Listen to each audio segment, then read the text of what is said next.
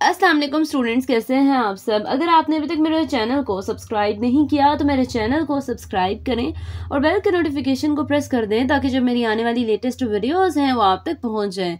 आज की जो मेरी वीडियो है इसमें सप्लीमेंट्री प्रॉब्लम नंबर 50 को एक्सप्लेन करने लगी हूँ। काफ़ी ज़्यादा शॉर्ट क्वेश्चन है, इतना कह लें मुश्किल नहीं है इसको अंडरस्टैंड करना। तो सबसे पहले क्वेश्चन की स्टेटमेंट देखते हैं। स्टेटमेंट में क्या लिखा हुआ है, find del psi where psi is equal to x square plus y square plus z square.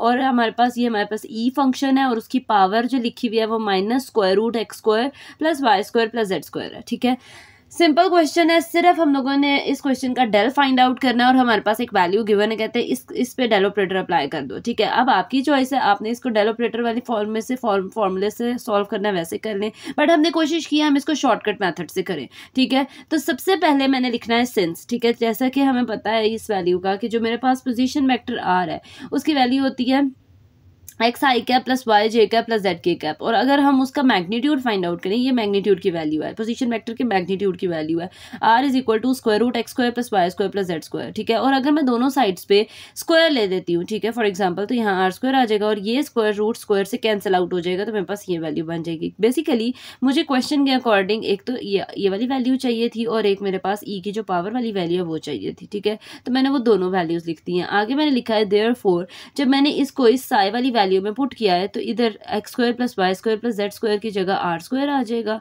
ठीक है, और ई फंक्शन के ऊपर माइनस और साथ आर आ जाएगा। तो ये मेरे पास जो क्वेश्चन है अब इस फॉर्म में, मतलब आर की फॉर्म में चला गया। ठीक है, कुछ क्वेश्चन ऐसे होते हैं जिसको आप एक्स बाई जी की फॉर्म में करें तो वो लेंथी हो जाते हैं, तो हम कोशिश करते हैं कि उसको आर में कन्वर्ट करके तो हम जो है उसको सॉल्व कर लें। ठीक है, नेक्स्ट देखिए, मैंने लिखना है एज वी नो दैट। अब मैंने फॉर्मूला लिखना है del psi is equal to partial psi और पार्शियल आर और आर कैप। ठीक है, ये मेरे पास फॉर्मूला है डेल को ऑपरेटर अप्लाई करने का।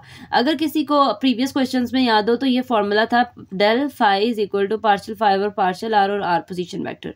ठीक है, आर कैप, ये हमारे पोजीशन वेक्टर नहीं आर कैप, इस तरह से लिखा जाता था। तो इसी चीज़ को फॉलो करते हुए हमने यहाँ पे भी लिख दिया है। अब मुझे सबसे पहले पार्शियल साई और पार्शियल आर, मतलब ये जो मेरे पास साई वाली टर्म है इसको आर के रिस्पेक्ट से पार्शियली डिफ्रेंशिएट करना है। ठीक है, जब मैं इसको पार्शियली डिफ्रेंशिएट करूँगी आर के रिस्पेक्ट से तो मैं इसको यू लेट कर लूँगी। ठीक है, और इसको वी लेट कर लूँगी। ठीक है, तो हमने सबसे पहले क्या करना है, यू का डेरिवेटिव मतलब आर स्क्वायर का डेरिवेटिव लें तो क्या आएगा, 2r आ जाएगा और साथ ई की पावर माइनस आर आ जाएगा माइनस, और फिर हम लोगों ने u एज इट इज और v का डेरिवेटिव लेना है। ठीक है, जब मैं v का डेरिवेटिव, ई फंक्शन का डेरिवेटिव किस तरह से लेगा, ई फंक्शन एज इट इज, ठीक है, डिफरेंशियल अगर आप लेना है, और पावर का डेरिवेटिव। ठीक है, तो पावर का डेरिवेटिव ले तो -1 आएगा, तो प्लस माइनस माइनस हो जाएगा और ये डायरेक्ट माइनस आर स्क्वायर ई की पावर माइनस आर लिख दिया गया। ठीक है, अब ये जो मैंने वैल्यू फाइंड आउट किया इसको इक्वेशन 1 में पुट कर देना है। तो मैंने क्या लिखा है, इक्वेशन 1 बिकम्स लिख के हम लोगों ने क्या करना है, पुट कर देना है।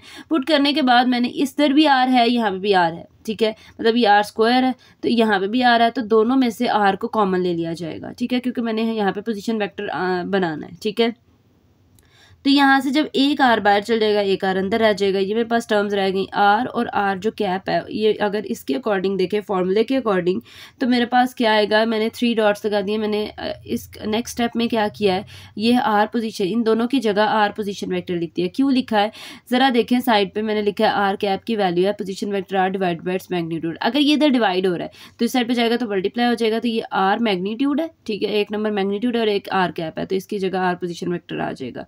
ठीक है, और फिर हम लोगों ने लास्ट स्टेप में क्या करना है, जो मेरे पास ई की पावर माइनस आर, आपकी चॉइस है, आपने ई की पावर माइनस आर यहाँ पे कॉमन लेना, यहाँ पे कॉमन ले लें, बट मैंने 2 स्टेप्स में किया है। मैंने यहाँ से अब ई की पावर माइनस आर भी दोनों में आ रहा है तो उसको भी बाहर ले जाएंगे और मेरे पास जो फाइनल आंसर बनेगा वो क्या बन जाएगा, 2 माइनस आर और ई की पावर माइनस आर और आर पोजीशन वेक्टर। ये मेरे पास इसका फाइनल आंसर है।